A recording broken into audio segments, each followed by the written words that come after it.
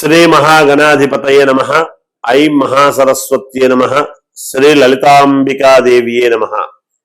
రాశి ఫలాల కార్యక్రమములో భాగంగా డిసెంబరు మాసములో ఎవరెవరికి ఏ రాసుల వాళ్లకు ఎలా ఉంది అనేటువంటి విషయం గురించి ఇప్పుడు మనము తెలుసుకుంటూ ఉన్నాము. అయితే పరిహారాలు అనేటువంటివి ప్రతి రాశి వాళ్ళు ఏదైనా సరే ఆయా మాసాలు సందర్భముగా మనము చేసుకోవటం అనేటువంటిది అవసరం. అయితే ఇక్కడ అన్ని డబ్బులతోనే పని అవుతుంది అని అనుకోవటానికి లేదు.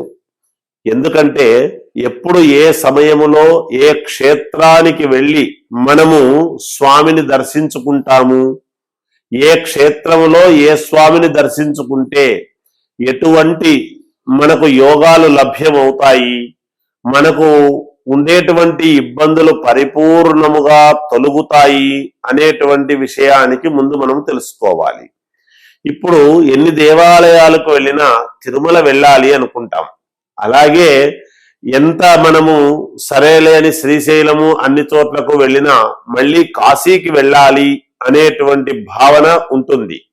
అది పరమేశ్వరుడిది, ఇది శ్రీ వెంకటేశ్వర స్వామిది, మనకు చాలా ప్రసిద్ధి పొందినటువంటివి. అలాగే 12 జ్యోతిర్లింగాలు అని ఇవి అందరికీ తెలిసినవే కదా, ఇందులో ఏముంది వింత అని అనుకోవచ్చును. కానీ వీటిల్లోనే అత్యద్భుతమైనటువంటి మనకు తెలియకుండా నిగూఢముగా ఉండేటువంటి దేవాలయాలు కొన్ని ఉన్నాయి. కొత్తగా ఉండిన ఎప్పటి నుంచో ఉండిన పరమేశ్వరుడి అనుగ్రహము అక్కడ ప్రతిష్ఠ చేసినటువంటి సన్నివేశము కావచ్చు, అక్కడ జరిగేటువంటి ఉపయోగాలు కావచ్చు.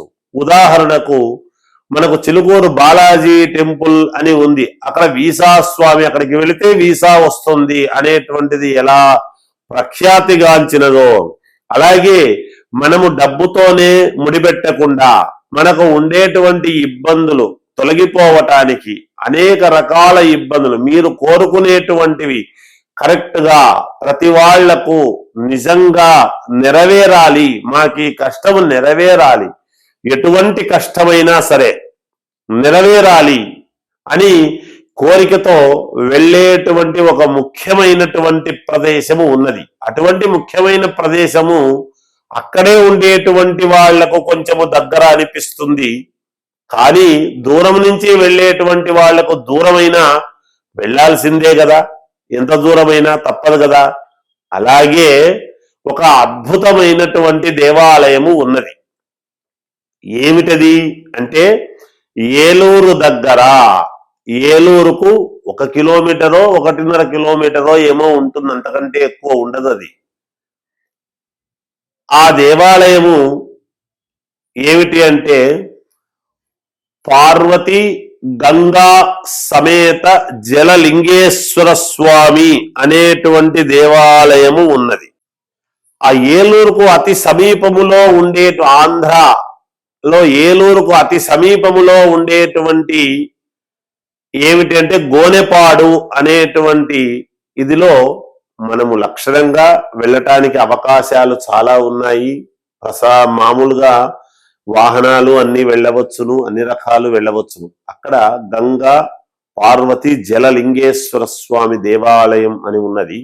అక్కడ ప్రసిద్ధి ఏమిటి అంటే మీరు మీ కోరికలు, మీకు ఎటువంటి ఇబ్బందులైనా సరే, ఉద్యోగం రావాలి అన్నా, లేదా వివాహము కావాలి అనుకున్నా, లేదా ఇంకేదైనా కోరికలు ఉండినా, ఎటువంటి ఇబ్బందులైనా నెరవేరటానికి 11 తొమలపాకులు 11 పసుపు కొమ్మలు తీసుకొని 11 ప్రదక్షిణలు చేసి 11 రూపాయలు అవి కూడా తీసుకుని అక్కడికి వెళ్ళి 11 ప్రదక్షిణలు చేసి అక్కడ ఉన్నటువంటి స్వామికి సమర్పించండి.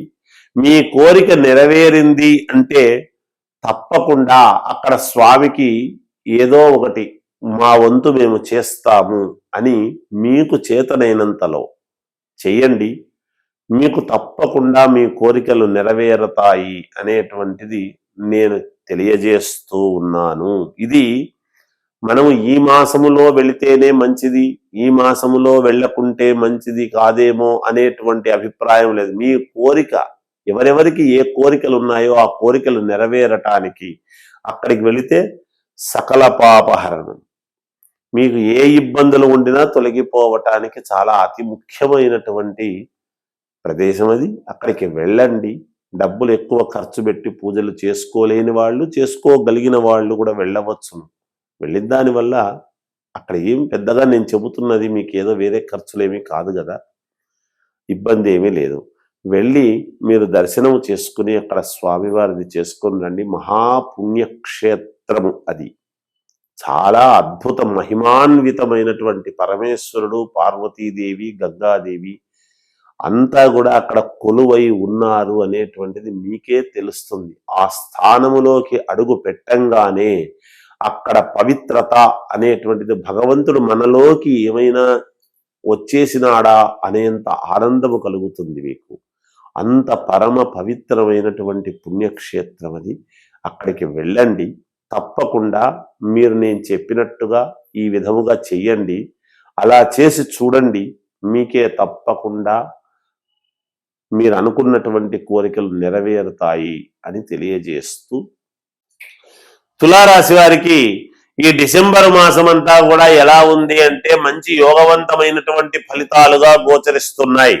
మీరు గతంలో పట్టుకున్నవన్నీ కూడా ఇప్పుడు 1 by 1 మీ ముందుకు రావటము, మాకు అది చేసి పెట్టండి, ఇది చేసి పెట్టండి అని మిమ్మల్ని అడగటము, దానికి తగినటువంటి విధముగా డబ్బులు రావటము, ఏదైనా పూర్వము నుండి వచ్చేటువంటి ఆస్తిలో కొంత ధనము మీ చేతికి చిక్కడము కానీ, లేదా మీ శ్రీమతి గారి చేతికి చిక్కడం కానీ, లేదా ఆడవాళ్లే తులారాశి వాళ్ళు గనక అయి ఉంటే, నేను చూసేటువంటి ప్రోగ్రాం చూస్తున్నటువంటి వాళ్ళు భర్త ద్వారా స్త్రీలకు డబ్బు అందడము కానీ, ఏదో ఒక రకంగా అయితే డబ్బు మీ చేతికి అనేటువంటిది అంది తీరుతుంది అనేది చెప్పవచ్చును. ధనము మీకు తప్పకుండా ఈ మాసంలో మీ చేతికి అందుతుంది.